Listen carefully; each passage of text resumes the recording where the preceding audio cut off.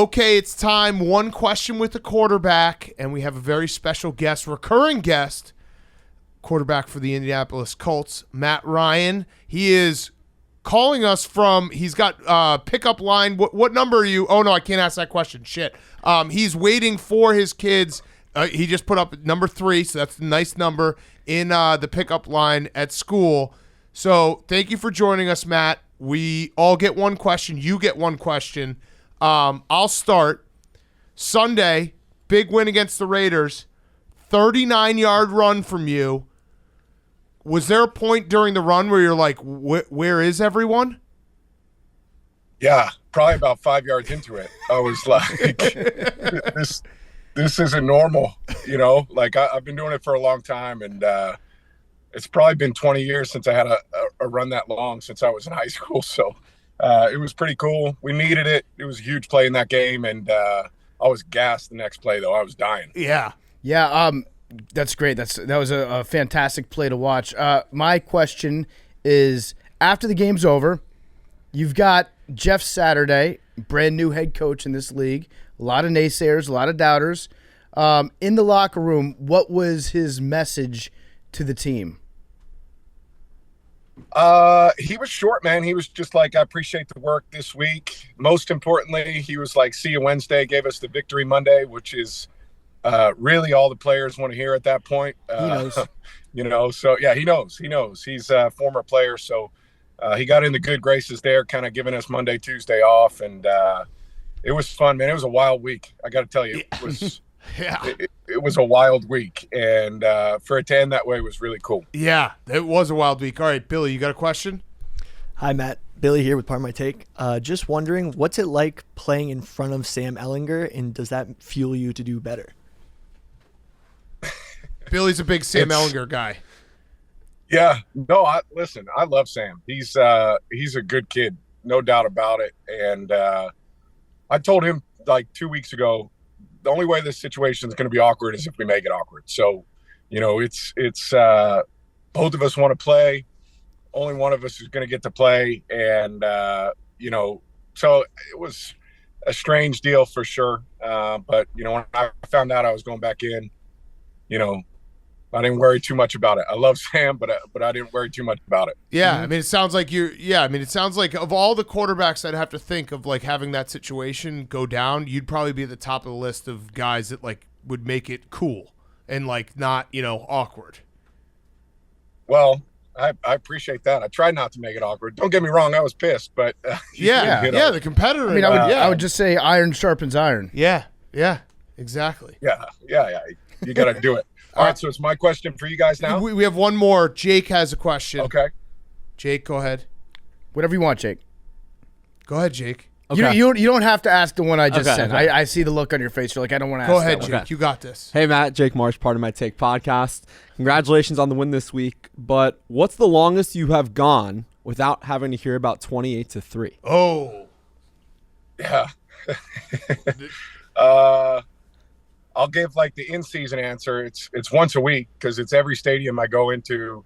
Some unoriginal clown comes up and goes with the 28-3 line. So it's every week in season. But during the off season, it just depends if I'm back in New England or not. If I'm up in New England where I went to school, where my wife's from, then we'll hear plenty about it. But you know, I like guys that like or fans that, you know, have creative, like, good digs at you.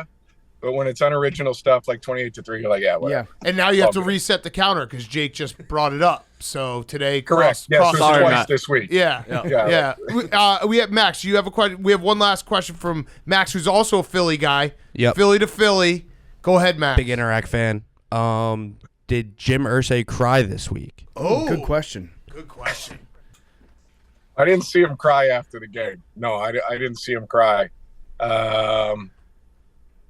He's filled with emotion, though. Yeah. I'll just say it that way. He's a man filled with lots of emotions. So, but I didn't see him cry. No, I didn't see it. I love him. Yeah, tell him I say that I love him. That's not a question.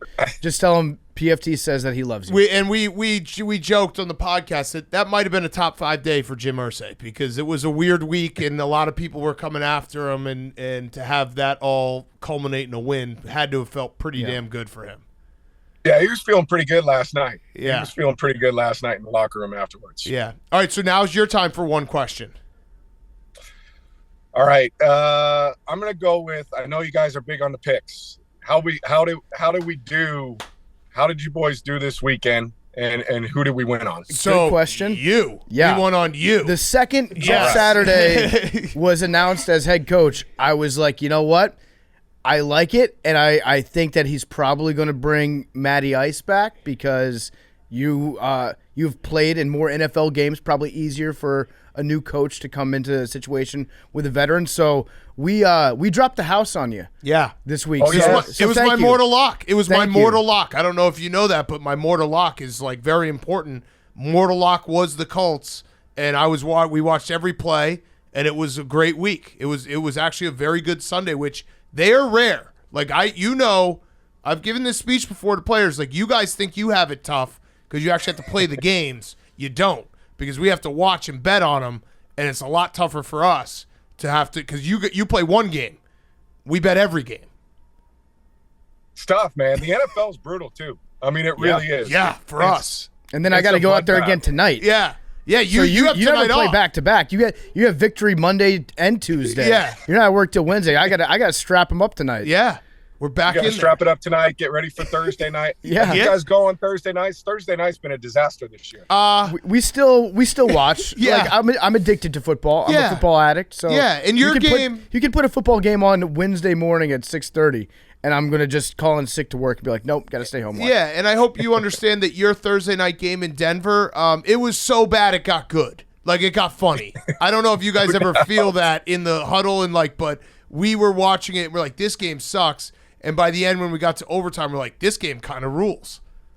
Yeah, it felt that way during the game. I was like, I can't believe this. We're playing the worst offense I've been a part of, And then you look up at the end of the game, and you're like, holy shit, we won. Yeah.